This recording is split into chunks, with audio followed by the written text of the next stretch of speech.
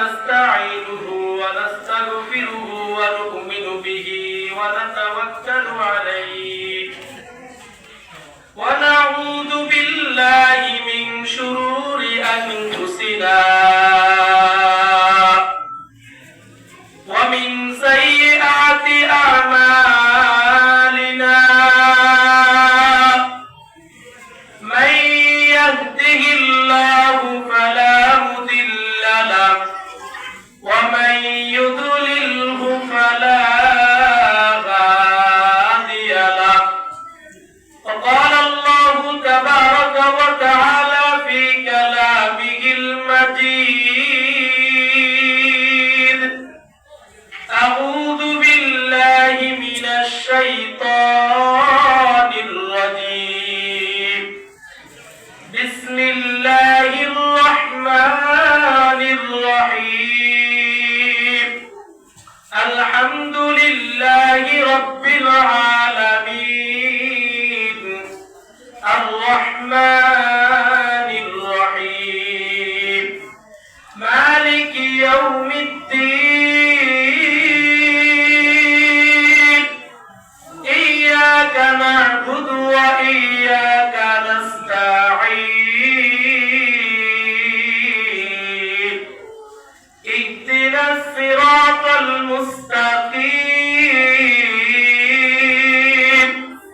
صراط الذين أنعمت عليهم غير المغضوب عليهم ولا الضالين وقال رسول الله صلى الله عليه وسلم يوشك أن يأتي على الناس زمان لا يبقى إلا من القرآن إلا رسمه ولا يبقى إلا من القرآن إلا رسمه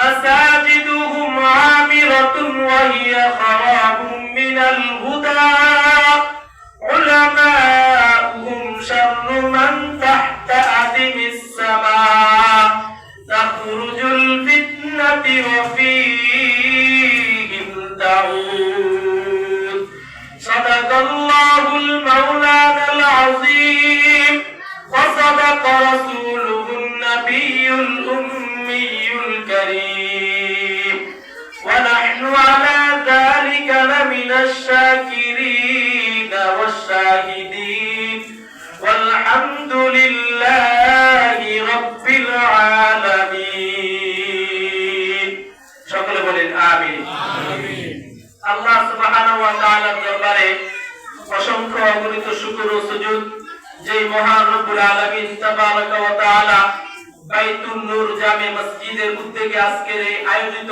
ইসলাহি মাহফিলের উপস্থিত হযরত উলামায়ে কিরাম দিনদার ইমানদার মুসাল্লিয়ানে কিরাম আল্লাহ সুবহানাহু ওয়া তাআলা আমাদেরকে এক দ্বীনি মজলিসে বসার এবং আসার তৌফিক দান করেছেন এজন্য সকলের শুকরিয়া আদায় করে আলহামদুলিল্লাহ আমরা কোরআনে কারীমের তেলাওয়াত শুনতেছিলাম কি ফায়দা হয়েছে এক একটা হরফের বিনিময়ে 10টি করে নেকি লাভ করছেন সুবহানাল্লাহ আর আসতে বলেন সুবহানাল্লাহ সুবহানাল্লাহ আমরা বাসায় গিয়ে বলেন সুবহানাল্লাহ সুবহানাল্লাহ এখন যেহেতু কষ্ট হইতেছে খিচুড়ির ব্যবস্থা আছে খাওয়ার পরে জোরে বলেন সুবহানাল্লাহ সুবহানাল্লাহ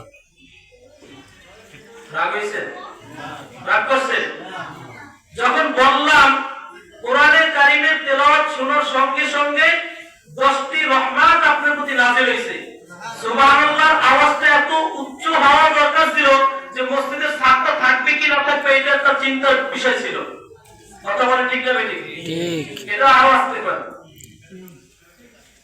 আজি বুঝতেছেন না মনে আমার কথা একটু চিৎকার করে বলতে হবে সুবহানাল্লাহ সুবহানাল্লাহ কি করে বলতে হবে আল্লাহ আল্লাহ একবার সুবহানাল্লাহ বলবে বান্দার জন্য জান্নাতে একটা ঘর আল্লাহ বরাদ্দ করে দিবে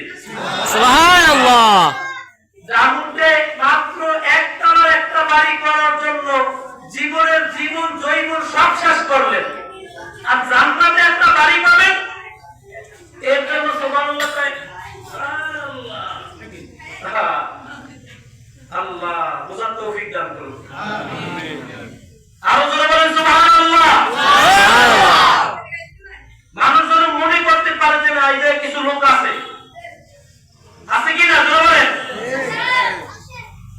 হ্যাঁ, আল্লাহ আমাদের তৌফিক দান করুন। আমিন। 10টি আমরা নেকি লাভ করছি, সুবহানাল্লাহ সুবহানাল্লাহ। 10টি রহমত নাযিল হয়েছে, সুবহানাল্লাহ সুবহানাল্লাহ। 10টি গুনাহ মাফ হয়েছে। তাহলে ভাই কতটি আয়াত তেলাওয়াত করলো? আমি সূরা ফাতিহা তেলাওয়াত করলাম, 7টা আয়াত আছে। তাহলে কতগুলো নেকির মালিক হয়ে গেছেন আপনারা বলেন? এই কথাগুলো শুনতে শুনতে যতবার সুবহানাল্লাহ বলছেন, প্রত্যেকের ঈমানদার হলে এটা বিশ্বাস করেন আপনার জন্য জান্নাতে একটা বাড়ি নির্মাণ হয়ে গেছে। সুবহানাল্লাহ। হ্যাঁ, আল্লাহর নাম বলতে জবান থেকে কষ্ট হয়। আল্লাহ আমাদের সবাইকে বোঝার তৌফিক দান করুন। আমিন।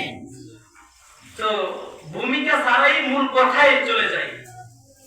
রাসূল আরবি সাল্লাল্লাহু আলাইহি ওয়াসাল্লাম বলেন, ইউশিকু আয়াতি আলান নাসি জামান, হে দুনিয়ার ঈমানদার মুসলমান, একটা কথা ভালো করে শুনে নাও।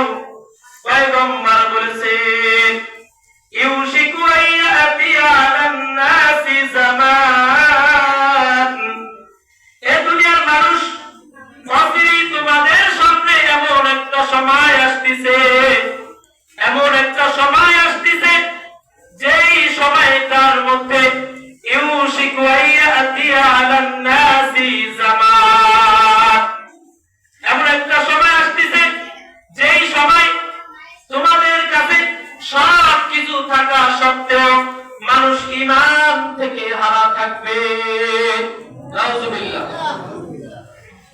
এমন একটা সময় আছে কিনা?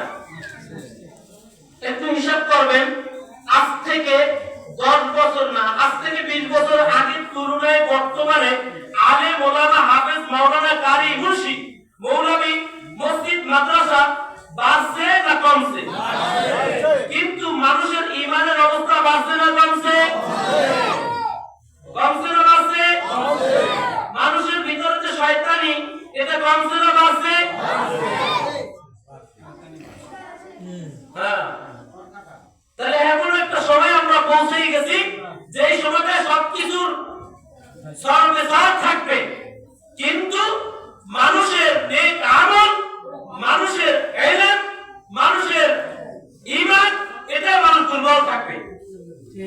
এই জন্যই রাসূল সাল্লাল্লাহু আলাইহি ওয়াসাল্লাম বলেন, ইউশিকু আয়াতি আলান নাসি জামান, এমন একটা জামানায় তোমরা পৌঁছে গেছো, লা ইয়াবকা ইল্লা মিনাল ইসলাম, ইসলাম বলতে যেই জামানায় কোনো কিছু বাকি থাকবে না, ইল্লা ইসমুহু, তবে ইসলামের নামটা শুধু বাকি থাকবে।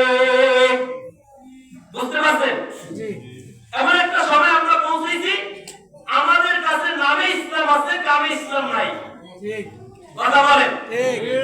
হাজি সাহেব বড় বড় পাঞ্জাবি গাইতে, কিন্তু সমস্যা হাজি সাহেবের ভিতরে সবচেয়ে বেশি। কথা বলেন? মুসাল্লি 5 ওয়াক্ত নামাজ পড়তে পড়তে কপালে কালো দাগ চলছে, কিন্তু ওনার মতন চগলখোর, ওনার মতন বদমাশ, ওনার মতন গীবতকারী, ওনার মতন শিকায়তকারী, ওনার মতন দুর্নীতিবাজ, ওনার মতন ঘুষখোর, ওনার মতন সুদখোর এই সমাজে দ্বিতীয় ব্যক্তি হতে পারে না। আপনারা বললেও ঠিক, না বললেও ঠিক। জোরে বলেন। মসজিদে ইমাম মুসাল্লিরা আসে নামাজ পড়তে, কিছু মানুষ আছে জুতা চুরি করতে। এখন যদি চোর লেবাস লাগাই আসে, তাহলে দরগায় যাইব না? কথা বলেন? ঠিক।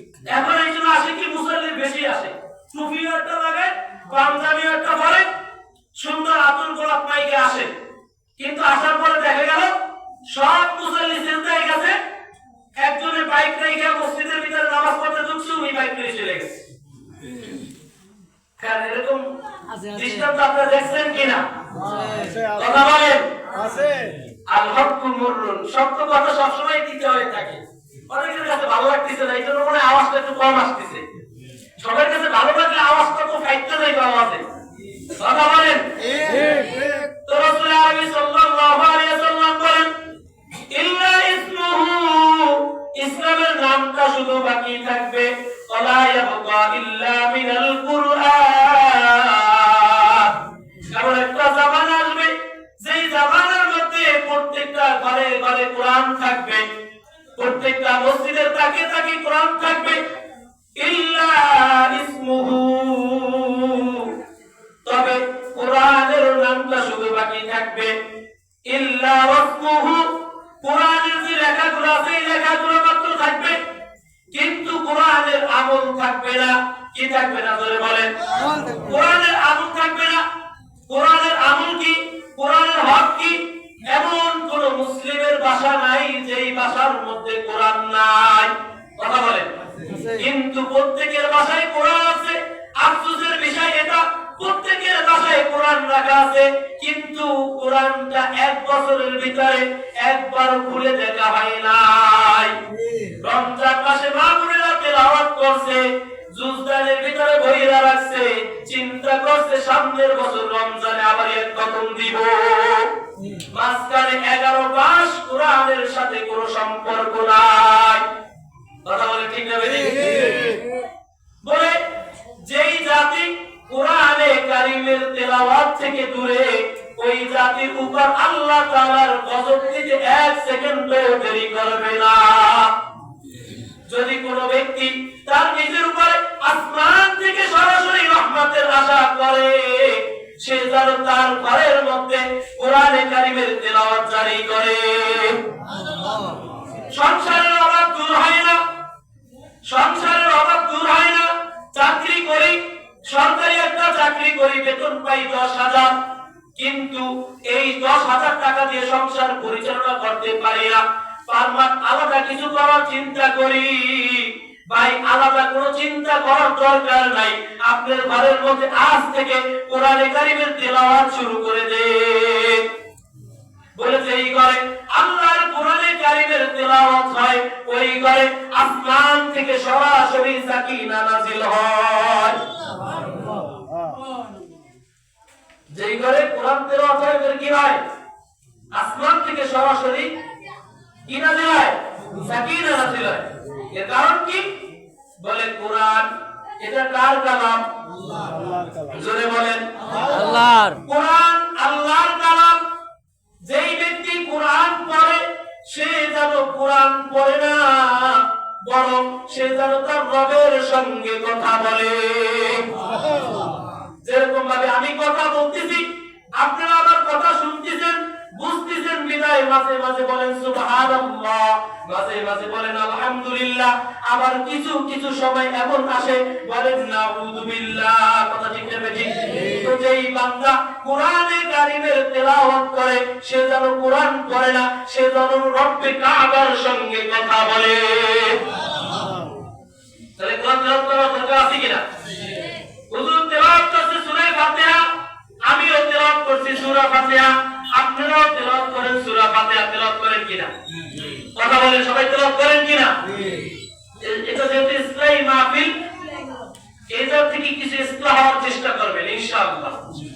আমি এখন যেই কথাগুলো বলবো, এই কথাগুলো যদি আপনারা দিলের কান থেকে শুনেন, আমলের নিয়তে শুনেন, পরবর্তী ওয়াক্তের যে নামাজটা আসবে ওই ওয়াক্তের নামাজে দাঁড়িয়ে যদি আমার এই কথাগুলোকে যদি একবার চিন্তা করার চেষ্টা করেন, ইনশাআল্লাহ আপনার নামাজ বিগত 50 বছরের নামাজের থেকে পৃথক হয়ে যাবে ইনশাআল্লাহ। তাহলে কিভাবে হবে? হুজুর এত গ্যারান্টি কিভাবে দিলেন? কিভাবে হবে? আপনি যখন নামাজে দাঁড়িয়ে চিন্তা করবেন, আপনি নামাজ পড়ছেন না, বরং আপনি আপনার রবের সঙ্গে কথা বলছেন। এতদিন এই ভাবটা ছিল না, আজকে এই ভাবটা আনতে হবে। পারবেন কি ইনশাআল্লাহ? কে কে পারবেন ইনশাআল্লাহ? ইনশাআল্লাহ। আল্লাহ সবাইকে কবুল করুন। আমিন। তাহলে কোরআনে কারিমের তেলাওয়াত করতে হবে কিনা? আমরা সকলে নামাজে দাঁড়িয়ে একটা সূরা পাঠ করি কিনা? জোরে বলেন। কি সূরাটার নাম? সূরা ফাতিহা। নফল নামাজে সূরা ফাতিহা দরকার আছে কিনা? ফরজ নামাজে, ওয়াজিব নামাজে, বেতের নামাজে বলে এমন কোন নামাজ নাই যেই নামাজে সূরা ফাতিহা নাই। আছে? কথা বলেন আছে? আছে। তো এই সূরা ফাতিহা কি বলছে, আমরা কি বলি? পড়ি আলহামদুলিল্লাহি রাব্বিল আলামিন আর রহমানির রহিম মালিকি ইয়াউমিদ্দিন ইয়াকা না'বুদু ওয়া ইয়াকা নাস্তাঈন ইহদিনাস সিরাতাল মুস্তাকিম সিরাতাল লাযীনা আন'আমতা আলাইহিম গায়রিল মাগদুবি আলাইহিম ওয়ালাদ-দাল্লিন। বুঝলে বুঝলো, না বুঝলে না বুঝলো। কথা বলেন, আমি বয়ান করি, যদি বয়ান না বুঝেন তাহলে শুনবেন কেউ? কথা বলেন, উত্তর দেন। না, কেউ শুনবে না। তবে আস্তে আস্তে একজন একজন করে পিছনে সরবেন। আর যদি ভালো লাগে বাহিরের লোকগুলো এসে বসবে, বসবে কিনা? ভালো লাগলে বসবে, আর ভালো না লাগলে উঠতে শুয়ে যাবে। তো আপনি যে নামাজে দাঁড়াইয়া এরকম বাস পাইকারি করে পড়া শুরু করলেন, পাইকারি একটা কথা আছে না? কথা বলেন না কেন? বুঝুন তো, বাঙালি তো। তো পাইকারি করে পড়া শুরু করেন আলহামদুলিল্লাহি আলামিন আর রহমানির রহিম মালিকি ইয়াউমিদ্দিন ইয়াকা না'বুদু ওয়া ইয়াকা নাস্তাঈন ইহদিনাস সিরাতাল মুস্তাকিম সিরাতাল লাযীনা আন'আমতা আলাইহিম গায়রিল মাগদুবি আলাইহিম ওয়ালাদ-দাল্লিন। আমি আল্লাহু আকবার। কি নামাজ? 4G 5G নামাজ 5G। কিন্তু উনি একবার চিন্তা করলো না যে আমি কি পড়লাম, ওই পাশ থেকে কি উত্তর আসলো।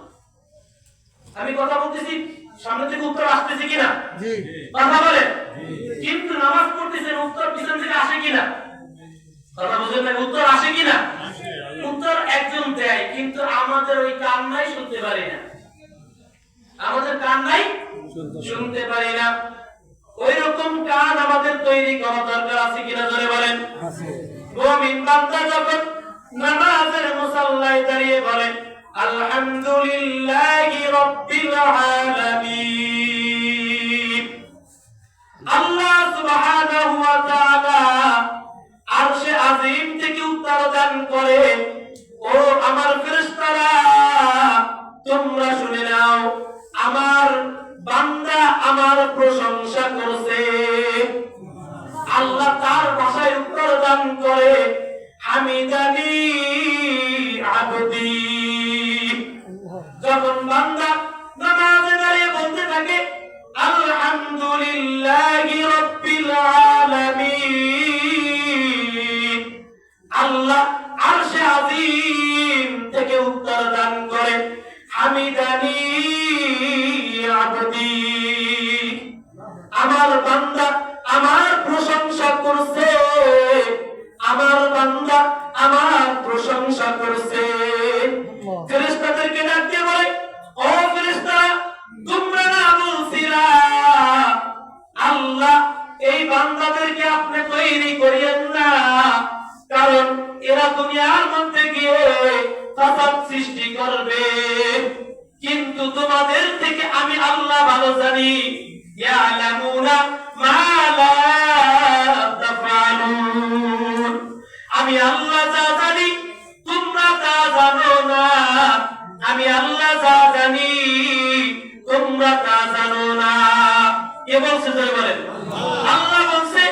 যখন ওই আল্লাহ ফেরেশতাদের সামনে গর্ব করে বলছে আমি আল্লাহ যা জানি তোমরা তা জানো না, এই জন্য যখন মুমিন বান্দা নামাজের মুসাল্লায় দাঁড়িয়ে বলে আলহামদুলিল্লাহি রাব্বিল আলামিন, আল্লাহ বলেন হামিদানি আবদি।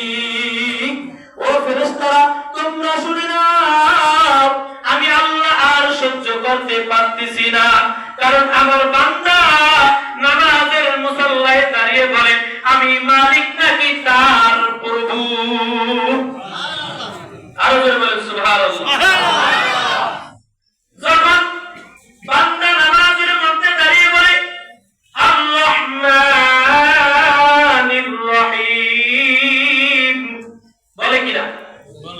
তখন আল্লাহ সুবহানাহু ওয়া তাআলা আরশে আজিম থেকে উত্তর দান করে আসনা আলাইয়া আবদি, আমার বান্দা আমার প্রশংসা করছে।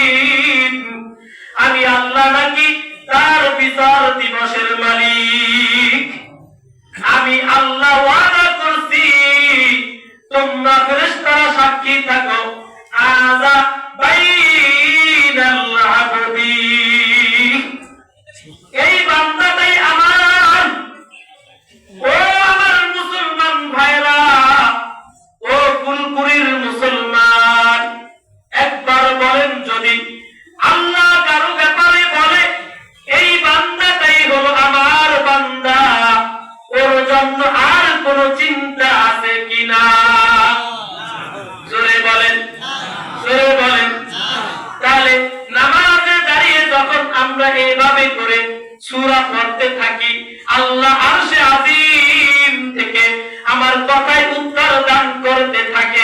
আরে হতভাগা মুসলমান, হতভাগা মুসলমান, কোরআনটা বাড়ির সুকেজের মধ্যে রেখে দিলা, কিন্তু একবারও কোরআনটাকে ভিতরে তাকিয়ে দেখলা না এই কোরআনের মধ্যে কি বলা আছে। কথা বলেন, নামাজে সূরা ফাতিহা পড়তেছো, কিন্তু একবার কি তুমি চিন্তা করছো যে আমি কার সঙ্গে কথা বলছি?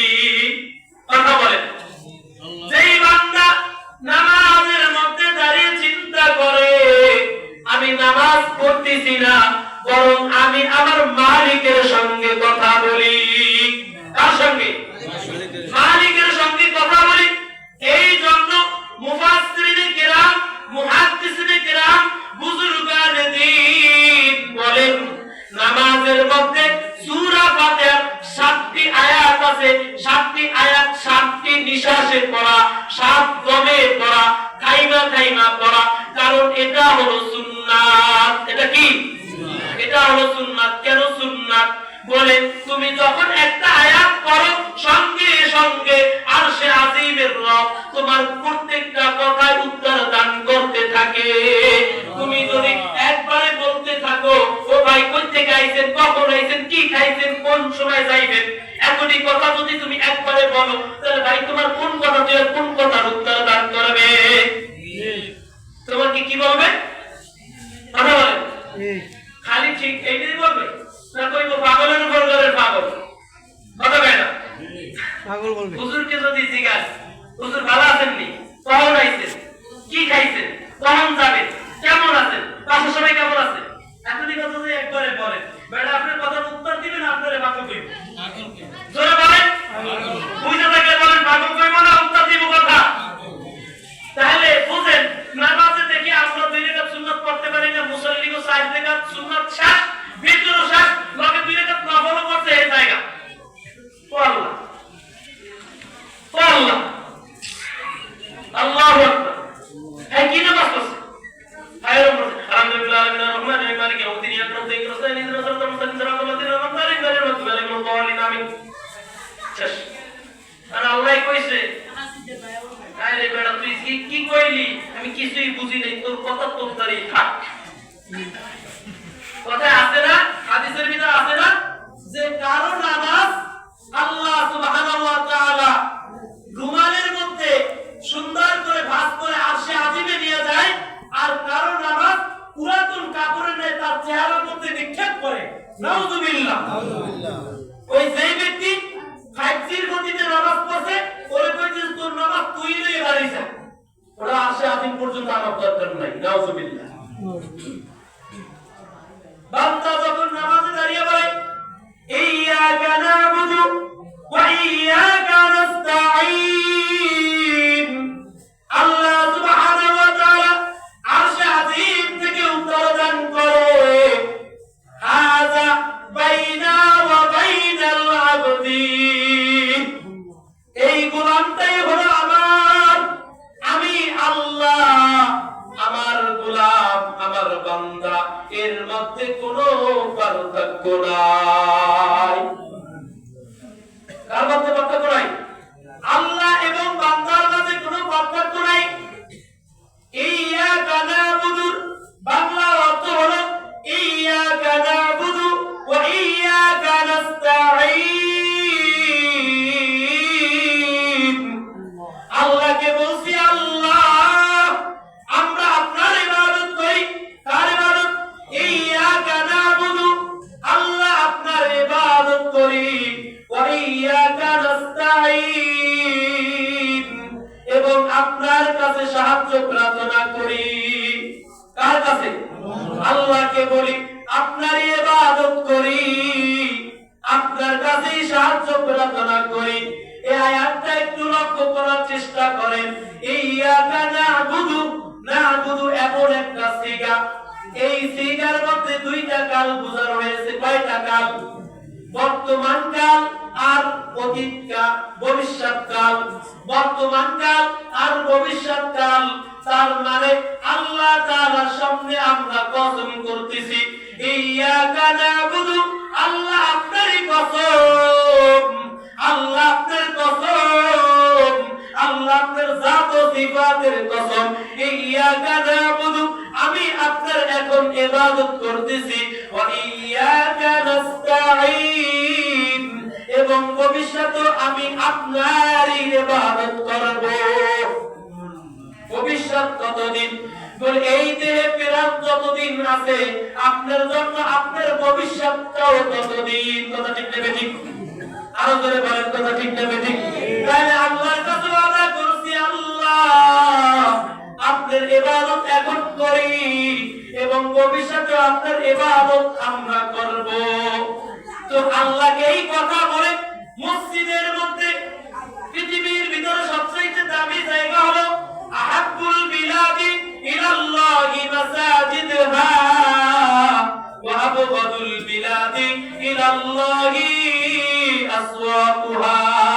আল্লাহ রাসূল বলেন পৃথিবীর ভিতরে সবচেয়ে দামি জায়গা হলো মসজিদ এবং সবচেয়ে নিকৃষ্ট জায়গা হলো বাজার।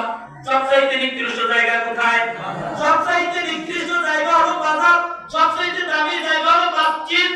আর এই মসজিদের মধ্যে দাঁড়িয়ে, এই মসজিদের মধ্যে দাঁড়িয়ে নামাজের রত অবস্থায় আল্লাহকে বলছি, আল্লাহ তোমার জাত ও সিফাতের কসম, ইয়্যাকা না'বুদু, আমি তোমার ইবাদত করতেছি, ওয়া ইয়্যাকা নাস্তাঈন।